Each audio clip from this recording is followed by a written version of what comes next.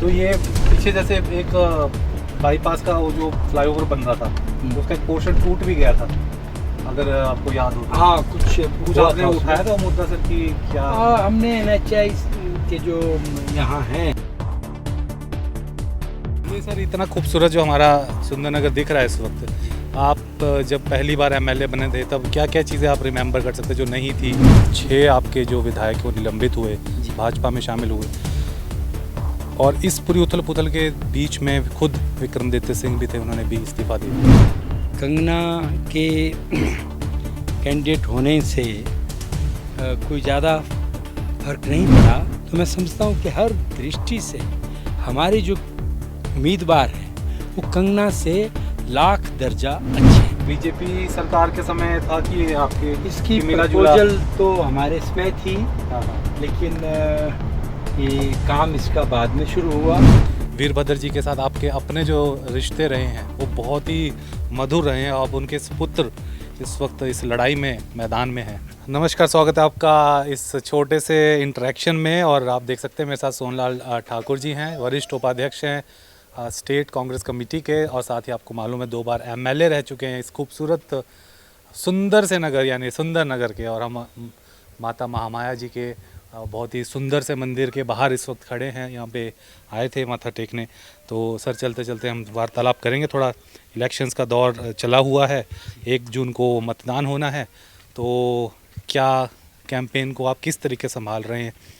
वीरभद्र जी के साथ आपके अपने जो रिश्ते रहे हैं वो बहुत ही मधुर रहे हैं, और उनके सुपुत्र इस वक्त इस लड़ाई में मैदान में हैं, तो किस प्रकार आप कैंपेन चलाए? हम तो 2 बार मौका मिला राजा वीरभद्र सिंह जी के नेतृत्व में काम करने का, और मुझे खुशी है इस बात की कि उनके उस समय में मैं बहुत बड़ी योजनाएं जो सुंदरनगर के लिए अनूठी थी, पहल थी, वो मैंने मंजूर करवाई, जिसमें सुंदरनगर का पहला हिमाचल प्रदेश का पहला गवर्नमेंट सेक्टर का जो इंजीनियरिंग कॉलेज था वो यहाँ सुंदरनगर में खुला।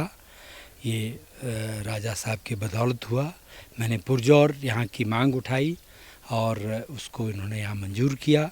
आज मुझे खुशी है इस बात की कि ये जो हमारा इंजीनियरिंग कॉलेज है सुंदरनगर का, ये नेशनल एक्रेडिटेशन के तहत इसकी बहुत अच्छी रैंकिंग है, और इसके स्टूडेंट्स जो भी पास आउट होते हैं वो शर्तिया तौर पर एडजस्ट हो जाते हैं। हाँ, यहीं कैंपस उसके थ्रू उनका इंटरव्यू होता है और कैंपस में ही उनकी सिलेक्शन प्लेसमेंट हो जाती है। अब बिल्कुल सही कह रहे हैं आप। सुंदरनगर इंजीनियरिंग कॉलेज की बात की जाए तो पीछे जैसे मैंने एक शो किया था यहाँ पे टेक्सटाइल का, तो टेक्सटाइल डिपार्टमेंट यहीं पर है। मतलब बड़े कम कॉलेजेस हैं। टेक्सटाइल सबसे पहला यहाँ वो खुला, फिर ग्रेजुअली इसमें कोर्सेज ऐड होते गए। अब आई थिंक 6 कोर्सेज इसमें रन कर रहे हैं। तो ये सर इतना खूबसूरत जो हमारा सुंदरनगर दिख रहा है इस वक्त, आप जब पहली बार एमएलए बने थे तब क्या क्या चीज़ें आप रिमेंबर कर सकते जो नहीं थी, और आपके बाद जब 2 बार एमएलए रहे और उसका सीपीएससी बने, तो यहाँ से कुछ दिख रहा है आपको? यहाँ से तो ग्राउंड दिख रहा है तो मेरे को एमएलए पॉलिटेक्निकल का जो हमारा कॉलेज है वो इससे भी पहले का यहाँ था। ये तो उसका ग्राउंड है और इसको अच्छा मेंटेन किया है। जो यहाँ एडिशन हुआ है जिसको मैं एक समझता हूँ कि हमने भी उसमें अपना योगदान किया है, वो वहाँ पर जो इंजीनियरिंग कॉलेज है वो दिख रहा है। हाँ, वो इंजीनियरिंग कॉलेज का कैंपस है वहाँ पर। ये एक नई एडिशन यहाँ पर हुई है, बना है जी। तो सर अभी देखिए कैंपेनिंग अपने पूरे इसको कह सकते हैं कि फाइनल फेज में है, 5 दिन रह गए हैं वोट डलने के लिए। कांग्रेस के अंदर जो पीछे हुआ आपको मालूम है, बड़ी उथल पुथल हुई, क्रॉस वोटिंग हुई, 6 आपके जो विधायक वो निलंबित हुए, भाजपा में शामिल हुए, और इस पूरी उथल पुथल के बीच में खुद विक्रमादित्य सिंह भी थे, उन्होंने भी इस्तीफा दे दिया था।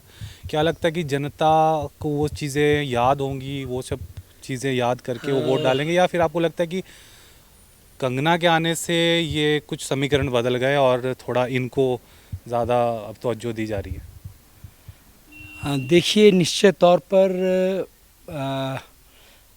कंगना के कैंडिडेट होने से कोई ज़्यादा फर्क नहीं पड़ा, बल्कि मैं समझता हूँ कि कंगना का कैंडिडेचर जो हमारा कैंडिडेट है कांग्रेस प्रत्याशी विक्रमादित्य सिंह जी, वो हर पहलू से, हर लिहाज से एक बेटर कैंडिडेट है। शिक्षा की उससे पहला जो दृष्टिकोण है उसमें उनकी शिक्षा का कंगना कोई मुकाबला नहीं करती, अनुभव का कोई मुकाबला नहीं करती। समाज सेवा में जो उनकी रुचि है और समाज सेवा से जो उनका परिवार पिछले 50 सालों से जुड़ा है, इसमें उसका कोई कंपैरिजन नहीं हो सकता।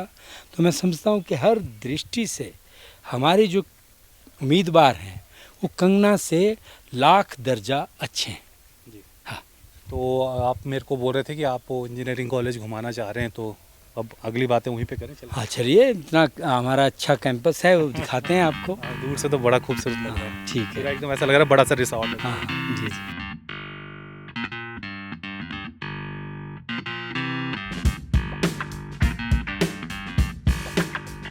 कुणाल सर, तो सर जो है, मैंने सोचा थोड़ा गाड़ी में भी बात कर लें, तो अपनी गाड़ी में बैठे, वो सर की गाड़ी पीछे आ रही है। सर ये क्या चीज़ बन रही है यहाँ पे? बड़ा बहुत बड़ा स्ट्रक्चर, स्पोर्ट्स कॉम्प्लेक्स बन रहा है जी।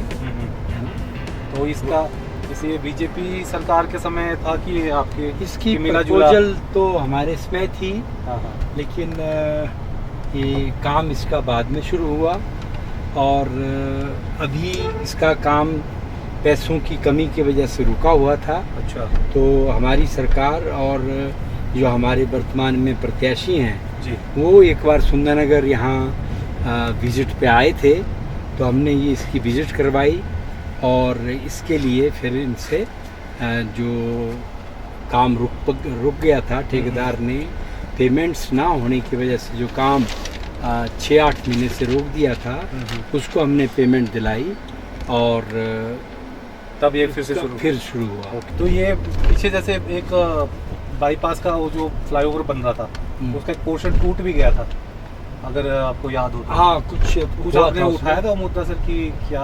हमने NHI के जो यहाँ हैं, हमने उनको यही कहा था कि भाई इस तरह का होना ठीक वो नहीं जाता, पब्लिक में गलत मैसेज जाता है, सरकारी पैसे का नुकसान होता है। तो उन्होंने वो ठेकेदार के ऊपर उसका किया जुर्माना वगैरह, और ठीक है, अब दोबारा वो काम हो रहा है। इस इंटरव्यू के पार्ट 2 में देखिए क्या है कांग्रेस की चुनौती और विक्रमादित्य सिंह को सुंदरनगर से लीड दिलवाने की क्या है सोहनलाल ठाकुर की रणनीति। साथ ही बताएंगे सुंदरनगर के कुछ अधूरे कुछ पूरे काम। वीडियो को ज्यादा से ज्यादा शेयर करें और अगर चैनल को लाइक या सब्सक्राइब नहीं किया है तो अभी कर लें। फेसबुक पर पोल स्टार हिमाचल का पेज लाइक करें और यूट्यूब पर हमारा चैनल सब्सक्राइब करना ना भूलें।